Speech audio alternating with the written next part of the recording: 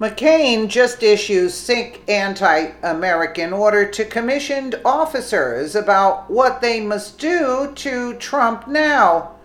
Someone lock this traitor up. America's most infamous traitor, John McCain, has been obsessed to take out Trump from the day our new president was sworn into office. We learned recently that McCain was behind the fake Russian dossier against Trump and has been feeding leaks to the liberal media, where the icing on the cake came several weeks ago when McCain officially killed the Obamacare repeal, becoming the left's instant hero. But amazingly, the two-time failed presidential candidate still isn't done putting the screws to America. The brain-rotting crustacean gave the commencement speech for the U.S. Naval Academy this week, where he decided to throw not only our president under the bus, but our entire country as well. And the order McCain gave to these newly commissioned officers will leave you in complete disbelief. It doesn't come as much of a surprise that, given the golden opportunity to publicly bash Trump, that McCain would jump at the chance.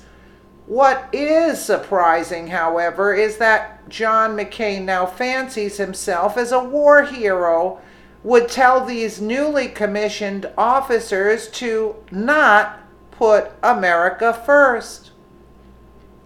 McCain began his speech by predictably taking a swipe at Trump and his entire administration, but later in the speech is when McCain proved to the world just how many brain cells he's apparently lost with his recent brain cancer diagnosis, where he made the asinine demand that these newly commissioned officers should not put America first and should try to blend with other countries such as Europe. McCain said that as a statesman that he had concluded that the American example and American leadership are indispensable to securing a peaceful and prosperous future, and that there could be no more isolationism, no more tired resignation, no more America first. Putting America first is the very reason that young men and women decide to sign up for the military in the first place. But apparently the message of patriotism and love for country are attributives that John McCain has lost along the way, as he's stepped on literally everyone in his path over the years to ensure that his own selfish personal political agendas were fulfilled. What a traitor. Perhaps McCain's callous attitude towards our country and his sentiments of no more America first came to fruition back on July 31st, 1967, when he killed 134 of his fellow sailors while aboard the USS Forrestal aircraft carrier, according to eyewitnesses that day, whose accounts were predictably buried by the Navy due to John McCain's familial ties to two four-star admirals. McCain decided to show off by doing a wet start of his jet. This reckless maneuver makes fuel build up in the engine before the plane is started. The result is a flame erupting from the tail of the plane that's accompanied by a startling amount of noise. After McCain started his engine in this manner, the electrical surge of this maneuver subsequently caused the accidental launching of a powerful Zuni rocket across the carrier's deck that hit two other parked planes that were packing 1,000 pounds highly explosive bombs.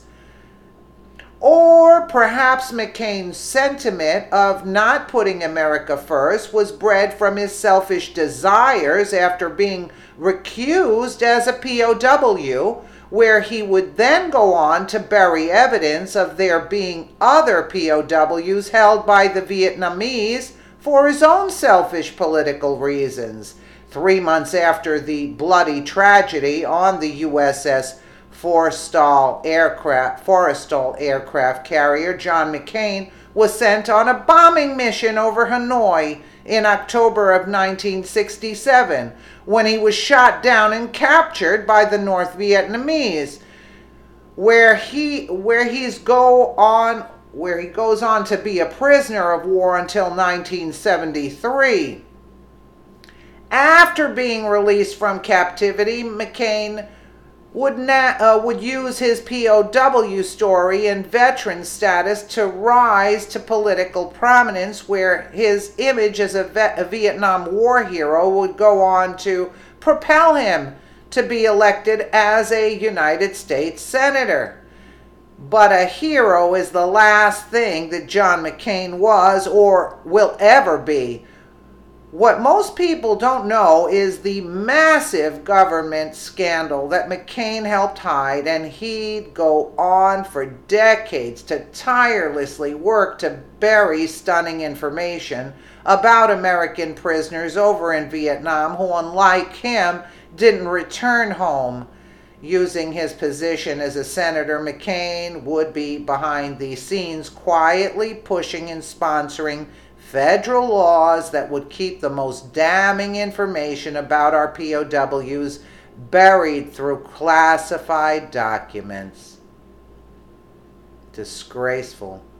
More evidence of traitor McCain not putting America first was on full display several months ago after the disturbing bombshell was leaked about how he's basically owned by George Soros and Muslim terrorists.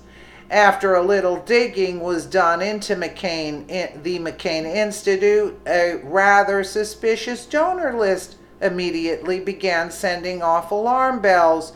One of his most generous donors to McCain's organization is the Royal Embassy of Saudi Arabia, the very same Muslim linked to the 9/11 terror attack.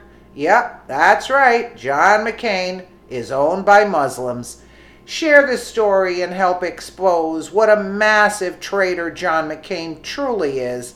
Not only has his life been full of treason and his own selfish ambitions, but he's now attempting to pass the torch of treason to these newly commissioned officers in an effort to ensure there's other people inside our government hating America just as much as he does. Disgraceful. Disgraceful. The POWs that didn't come back, huh? Shame. And he came back, huh? Yeah, because his father was in there. Pulled him out. Look at the idiot, what he did. Like, this is like something you can't even explain it. What kind of an idiot can do that? Him. Let me know what you guys think in the comments below. And again, thank you so much for watching.